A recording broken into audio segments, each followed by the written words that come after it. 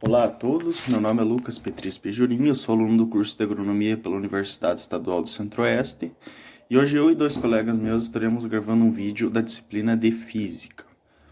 Os colegas são Cassiano José Vanderbist e Frederico Augusto Vanderbist. Vamos lá então. Basicamente o tema será sobre impulso, a minha parte, e eu fiz um breve resumo aqui para mim fazer uma explicação. Vamos lá. Então, o impulso ele é feito sobre um objeto. Como a gente tem aqui um cachorro, a gente vai causar uma força sobre ele para ter um impulso. É importante nós observarmos que não é só a força aplicada sobre ele, mas também o tempo que é aplicado. Então, a fórmula do impulso dá-se por impulso é igual a força pelo tempo. A força é dada em newtons e o tempo em segundos. O impulso é dado em newtons por segundos. O impulso aponta para algum lugar ou sentido? Sim, o impulso ele vai apontar para o mesmo sentido da força, sempre, tá? Em outros casos, quando a gente tiver um gráfico, força pelo tempo, a gente tem que observar o seguinte, que a gente tem a área que vai ser igual ao impulso. Então, ou seja, o que está aqui dentro é igual ao impulso. Em alguns casos, a gente não vai conseguir fazer bem certinho, certo? Então, para a gente calcular o impulso nesse caso, a gente vai jogar os valores na forma. O 10 Newton na força e o 45, o 40, o 4 no tempo, certo? A gente joga na fórmula e tem que o impulso é igual a 20 newtons por segundo, certo? Um outro caso que a gente tem aqui é o impulso resultante, onde a gente tem mais de uma força atuando sobre o corpo.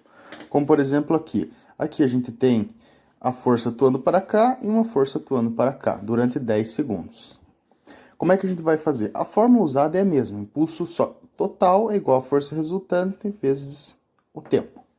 A gente deve calcular o impulso na força 1, que vai ser 5 newtons vezes 10, igual a 50 newtons. E o impulso na força 2, que vai ser 10 segundos vezes 3. A gente tem que o impulso na força 1 é 50 newtons, o impulso na força 2 é de 30 newtons. A gente soma essas duas forças, a gente deve olhar que a soma de vetores é uma soma de vetores aqui. E o impulso total a gente vai ter aqui, o impulso total é igual a 20 newtons por segundo. A conservação do momento linear só é dada com uma condição, se a resultante das forças externas for zero, ou seja, a quantidade total antes seja igual à quantidade de energia total depois. Um exemplo disso, a gente observar aqui, é a Lua. Se a gente pegar somente o sistema da Lua, há uma força gravitacional atraindo para a Terra. Mas aqui a gente tem uma força gravitacional da Terra que é atraída pela Lua. Ou seja, a gente tem forças externas que são diferentes de zero. Ou seja, não há conservação de energia. A quantidade de energia total é o movimento da Lua vezes a velocidade da Lua, certo? Se a gente pegar o sistema entre a Terra e a Lua, a gente observa que existe a força que atrai a Lua da Terra e a Terra da Lua, certo? Então a gente vê que não existe nenhuma força externa diferente de zero, ou seja, há uma conservação de energia, certo? Exercício: colisão inelástica. Uma esfera 1 de massa 200 gramas desloca-se num plano horizontal com velocidade de 20 metros por segundo e colide inelasticamente com uma esfera de massa 300 gramas, que se movimenta com velocidade de 10 metros por segundo, vindo de encontro com a esfera A. Qual a velocidade do conjunto após a colisão? Então, aqui nós temos uma colisão inelástica. Isso indica para a gente que o coeficiente vale zero. Se vale zero, significa que após a colisão, as esferas vão permanecer juntas. Então, sabemos que a velocidade de V1' igual V2'. A linha indica a velocidade depois. Para calcular a velocidade após a colisão, o que ele tem antes igual ao que ele tem depois. Então, massa de 1 vezes velocidade de 1 mais massa de 2 vezes velocidade de 2. E depois, velocidade de M1 mais M2. Porque quando elas se colidem, inelasticamente, irão virar um único objeto. Aqui se trabalha a massa em quilogramas. 0,2 vezes 20 mais 0,3 vezes menos 10. O menos 10, pois, está vindo no sentido contrário, igual a V vezes 0,5. Menos 4 menos 3 igual 0,5V. Invertendo, 1 igual a 0,5V. V igual 1 dividido por 0,5 igual a 2 metros por segundo. Boa noite, meu nome é Frederico Augusto Vanderbist, sou aluno de agronomia no primeiro ano. Meu tema é colisão.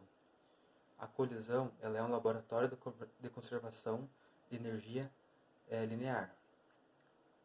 Se existe um movimento linear fechado ou isolado, o momento linear ele não pode variar. Existem 3 tipos de colisão. A colisão elástica, onde a conservação do momento linear é a conservação de energia cinética, que é conservada. Um exemplo, quando você joga sinuca, a força inicial é a mesma que a final. Outro tipo de colisão é a colisão inelástica, onde a parte da energia cinética ela é dissipada e tem conservação no momento linear.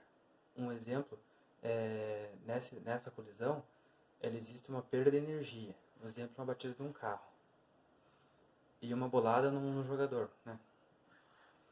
E a outra colisão que existe é a colisão perfeitamente inelástica, onde é o máximo possível da perda de conservação cinética. Isto é, quando 2 corpos saem grudados após a colisão. Um exemplo, uma batida de um carro. Um carro bate num caminhão e ele fica grudado. Essa é a colisão perfeitamente inelástica. E em todos esses exemplos de colisão, existe a conservação no momento linear.